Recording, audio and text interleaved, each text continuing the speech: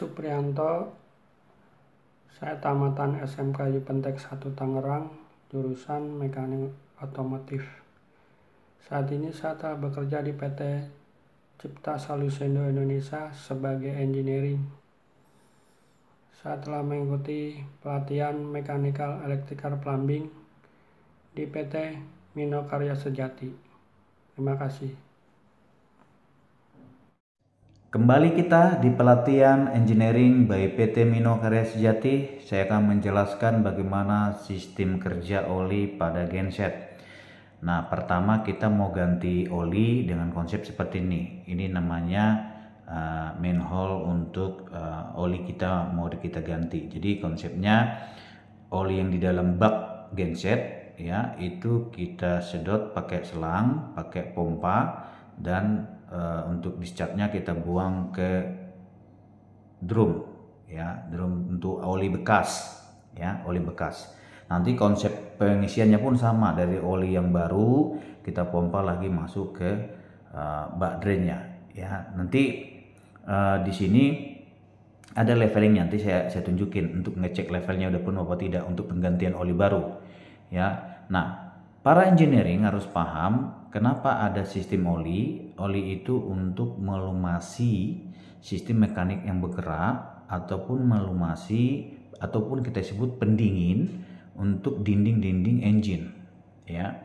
Jadi itu gunanya supaya tidak over istilahnya kelebihan panas gitu ya, overheat. Nah, engineering di dalam pelaksanaan perawatan untuk genset, engineering harus tahu ya. Nah, ini ada 8 head cylinder, 8 head cylinder dan 8 jalur sistem oli yang melumasi sistem engine ya di head cylinder ya teman-teman. Jadi teman-teman harus lihat, ini namanya bak ya, bak untuk pengisian ataupun pengurasan.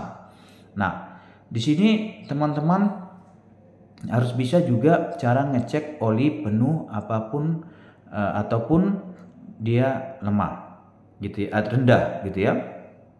Nah, ini alatnya.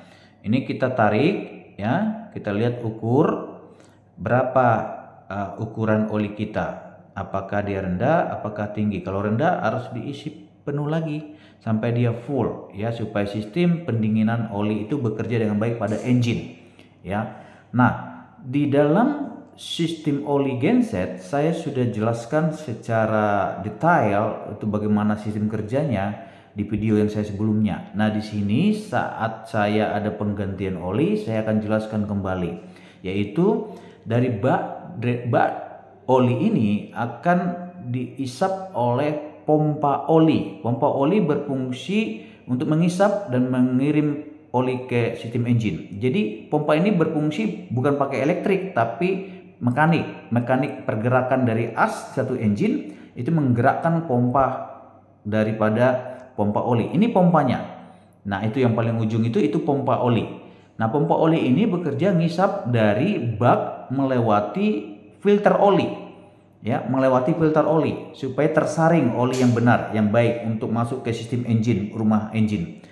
Nah, di pompa ini berfungsi saat engine bergerak. Artinya ketika engine itu bergerak, asnya bergerak, maka as itu terkonek dengan pompa oli sehingga pompa ini hidup, bergerak, berputar secara mekanik sehingga mengisap dan menekan ke semua engine. Nah, itu isapannya, alirannya.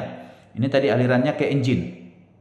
Ya, aliran ke engine dari setiap alur ini, setiap bak dari head cylinder itu semua masuk ke engine langsung secara tekanan dari oli, tekanan dari pompa oli, teman-teman. Jadi di dalam sistem engine genset oli itu ada parameternya untuk ngecek tekanan oli yang standar ya. Tekanan oli yang standar itu harus kita lihat apakah dia 6,5 ataukah dia lebih ataukah dia rendah.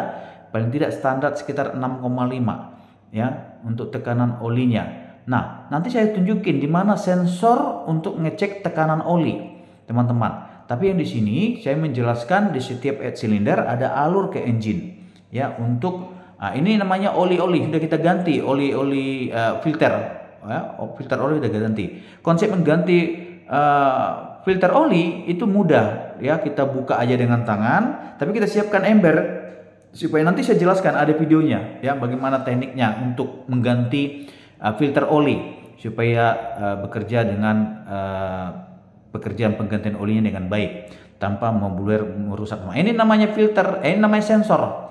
Sensor untuk tekanan oli.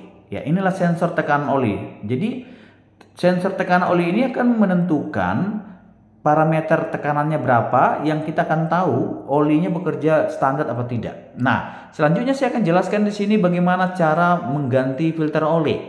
Mengganti filter oli, kita siapkan dulu ember kosong sebagai tempat untuk oli bekas, ya. Oli bekas supaya tidak tumpah ke bawah. Kemudian kita rapikan di bawah tatakannya. Saat di bawah filter oli, ini baru nanti filter oli ini kita lepas. Udah kita rapikan begini, baru filter olinya kita lepas pakai tangan aja bisa. Kalau nggak bisa ada alatnya untuk memutarnya, ya pakai tangan bisa ya gini saja. Lihat teman-teman, ya diputar sampai dia nanti terlepas. Tapi saat berputar ini oli itu akan mencret ataupun kita bilang tumpah, ya sehingga tumpahan itu jatuh ke ember. Begitu teman-teman. Nanti di dalam filter oli ini masih ada olinya, nanti kita buang ke jerigen.